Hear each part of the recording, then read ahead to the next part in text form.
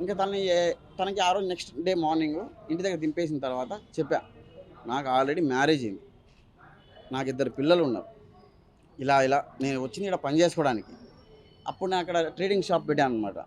తను ఏం చెప్పింది, సరే నీకు పెళ్ళిళ్ళైనా పర్లేదు, నీకు కావాలంటే సెకండ్ వైఫ్ లాగానే ఉంటాను, కానీ రేపు ఒకవేళ మా అమ్మ వాళ్ళు తెలిస్తే ఎవ్వరికి చెప్పకు, నీకు పెళ్ళినట్టు పిల్లలు ఉన్నట్టు ఎవరికి చెప్పకు, ఎలాగో నువ్వు హైదరాబాద్లో ఉంటావు, ఎప్పుడో ఒకసారి నెలకు ఒకసారి పోయి వస్తూ ఉంటావు నెల్లూరుకి, అంతే కదా, ఎవరికి ఏం చెప్పాల్సిన అవసరం లేదు, నువ్వు ఎవరికి ఏం చెప్పబాక అని చెప్పింది.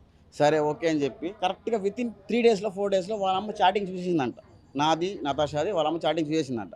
ఎవరు అబ్బాయి, మా కింద షాప్ తీసుకున్నాడు ఆయన, పిలువు అని చెప్పి. అస్సలు నాకు అర్థం కాలేదు, ఇప్పుడు ఏం చేయాలి, ఇంటికి వెళ్ళి నేనేం చేయాలి, నేను మాట్లాడలేను, నాకు అవసరం లేదు, నువ్వు కావాలంటే మీ అమ్మకి చెప్పు, అలాగో నాకు పెళ్ళి అంటే ఇష్టం లేదు అంటే, లేదు లేదు ఒక్కసారి ప్లీజ్ నా కోసం రా, లేదంటే మా అమ్మ టార్చర్ చేస్తుంది, అమ్మాయి పిచ్చిది, గోడగేసి కొట్టుకుంటా ఉంటుంది, కత్తి తీసి కోసేసుకుంటా ఉంటుంది, ఇది నా ఫస్ట్ టైంగా చేయి కోసుకోవడం, తను ఆల్రెడీ 2-3 సార్లు కోసేసుకొని రీహాబ్లో ఉండి వచ్చింది, పిచ్చి పిచ్చి పనులు చేస్తూ ఉంటుంది. ఇంకా సరే నాకు భయం వేసింది, అమ్మ దేనికి రా బాబు, నేను ఏదో పని చేసుకోవడానికి వచ్చాను, ఇప్పుడు ఇవన్నీ తంట దేనికి లేని, సరే ఒకసారి వెళ్ళి మాట్లాడదామని వెళ్ళా.